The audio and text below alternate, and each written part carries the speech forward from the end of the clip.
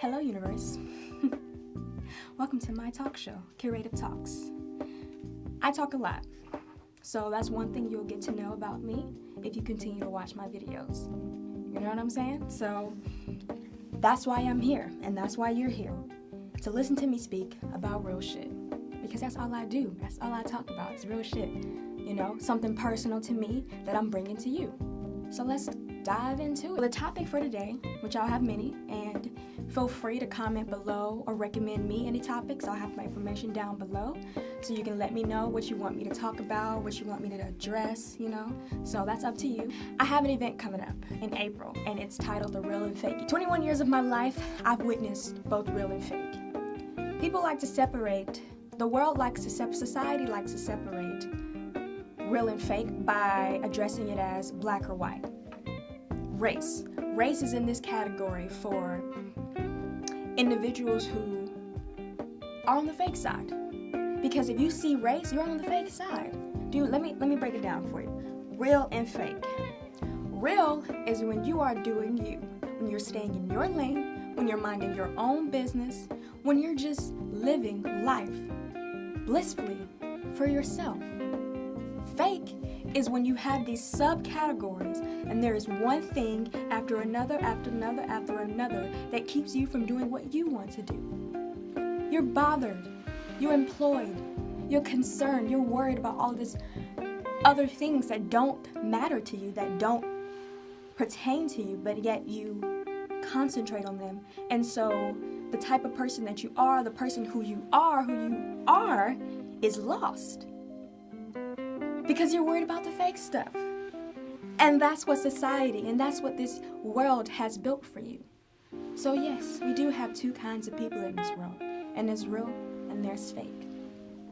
I was in class the other day and my professor, Ralph Hood, he said something very important to me. Well, to the class, but I feel like it was perfect for me because I knew I was going to talk about it. He said, if you look around the room and you see black and white people, you're racist. Ralph Hood, Professor Ralph Hood. Now, some people can take that and spit fire or judge or reply with negativity, but that's the truth. If you look around the room and you see black and white people, you're racist. You know why? Because the color of our skin is nothing. It doesn't mean anything. Okay, we have two different color skin. Maybe I was in the sun longer and you weren't. Maybe you enjoyed the cold and I enjoyed being in the heat. Who knows? Circumstances, the environment changes, society moves on. You move forward. But see, we're still stuck in the past. And I say we because we're still a part of this society. No one's making a big move to change the bigger picture. Everybody wants to change the small pictures. The government, the politics, the policies, the rules. Everyone wants to focus on the small picture. But you're still addressing the bigger picture underneath that. See, these are all umbrella terms for what you really want to talk about, which is the fake.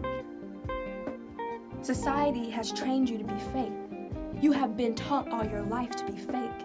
And when I say fake, I mean to not be you. You have been taught all your life to not be you. How do you know that anything's real? What do you believe in? Are you even you? What is your passion? Is your passion what your mother and your father told you your passion should be? Or is your passion that deep dying thing that you always come back to when you're sad, when you're happy, when you're just confused? What is that one thing? Now that one thing is real. And that's what you should hold on to. Because the fake just swallows you whole.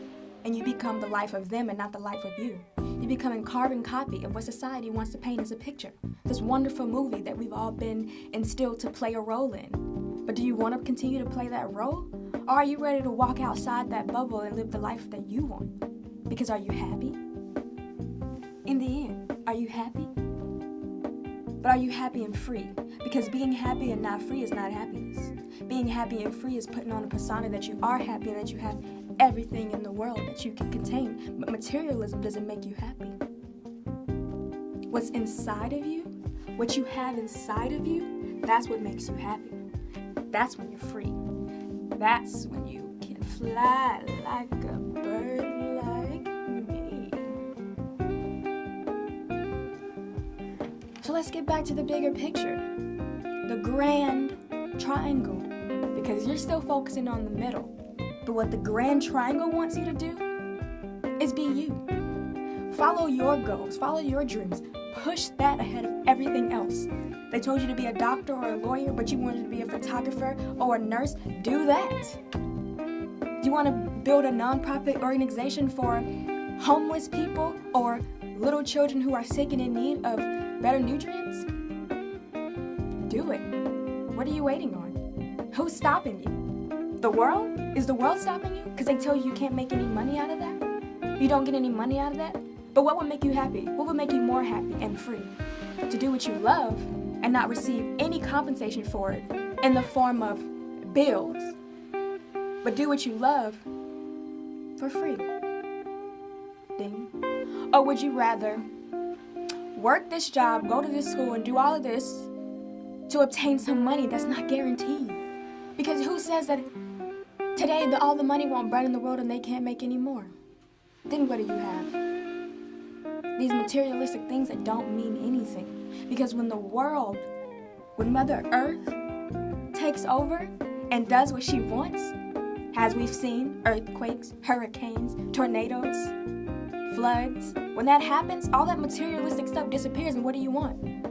You want water, you want food, you want shelter, but it's not about that Apple phone, or that PS4, that Xbox 360, or the new watch, or the new Blink. No, because that doesn't save you. You know what saves you? Water, food, and shelter.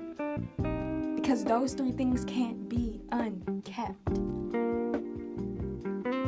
You guys are forgetting the most important part of life. Safety. And for safety, you need shelter, you need water, and you need food.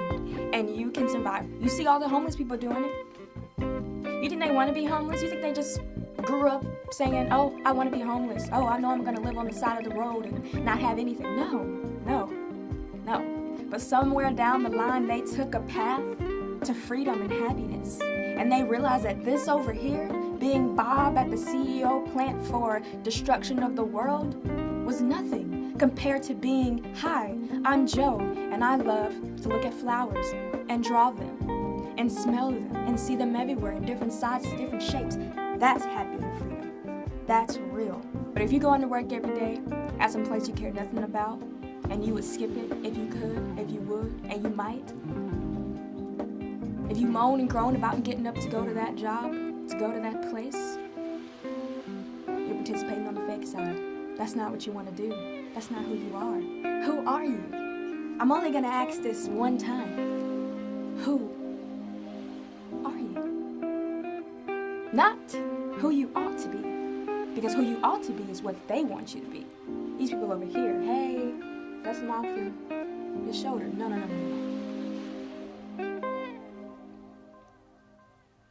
I'm waiting. I'm wondering.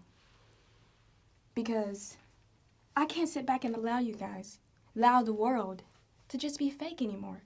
Jay-Z says something really important in his 444 album. Family Feud. Nobody's free of the family feuds. And family doesn't mean who you're blood related to. We're all a family. Society, we're all a family. If you're real, if you're here with us now, if you want to continue to walk, breathe, and live, you're part of the family.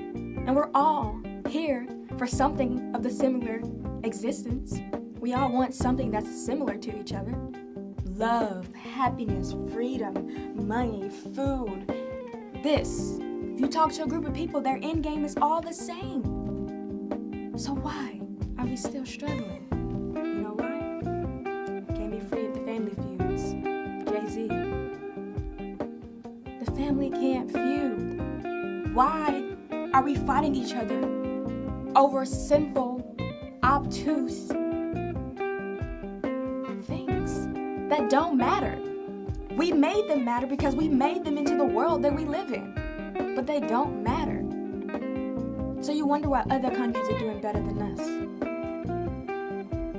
Because they're not focusing on what doesn't matter. They're building up with who matters. And see, that's another thing I said the other day. I was having a conversation with Kay, my spouse. We were talking, and we got to the idea that we build people up. We build everyone up. Society builds each other up. That's what we're here to do. So let's take, for example, musicians, artists, singers. Whoever you like, you support them. You're guaranteed to support them because you like them. So you buy their music, you go to their shows, merchandise, this and that, this and that, this and that. You're supporting them. So what that ultimately means, you're building them up. You're building them up higher and higher on the level that they weren't at before. And that's all because of you. Because you like their music, because you like what they do, you like what they have, so you support it. You're building them up. And they're doing what they really want to do. They're being real. They're doing their real, destined thing.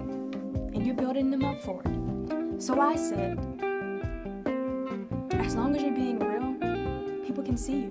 We can see you. Be like, hey, we can see you. Oh, I like what you're doing. Oh, I'm going to build you up. Hey. We build you up. You were here, and now you're here. So don't you think that if you started doing what you really wanted to do, other people would see you doing that, and they would also build you up? Because in the end, we're always going to support them. As a society, we're always going to support each other because our interests continually grow. We continually want something more, or like something more, or desire something more that somebody else can give us, because everybody has an individual talent that no one else can do like them. It doesn't matter what you do. Even if you're a dancer, yeah, there's millions of dancers out there, but no one can dance like you. Do you understand? No one can dance like you. That's why you sit on YouTube and you watch 7 different performers, because no one can dance like you, and no one can dance like those 7 different performers. And that's why you individually watch them. Everyone has their talent. You were put on this world to express that talent, to express your happiness and your freedom and your love, and allow us to appreciate that. That's why you were set on this earth. So that's what you need to do. And excuses, they don't matter anymore.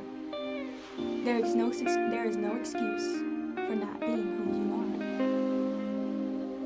No one can tell you who you are. Only you can be who you are. So who you ought to be, leave them on the side of the road. Who they want you to be, leave that behind. Push forward, move forward.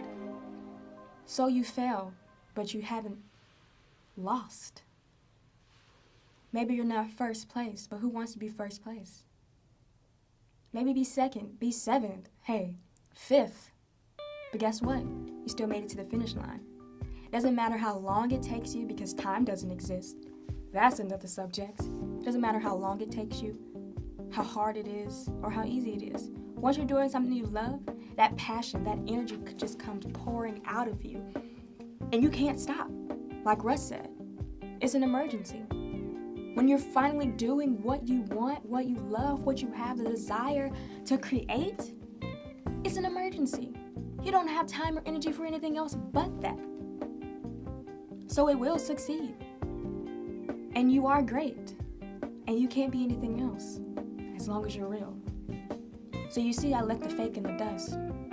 Don't give it entertainment. Like Kevin Gates said, when you walk into a circus and you entertain a clown, you become a part of the circus. So why are you entertaining that clown? Why are you living the life of a circus? Stop entertaining that clown, and that clown can be anything. Use it as a metaphor. That clown is the fake. And as long as you entertain the fake, you're a part of that clown circus. So that goes for the game too. Because this is all a game. It's a market game. They want money and they want you to supply it. They want you to be the suppliers and the buyers. How is that interesting?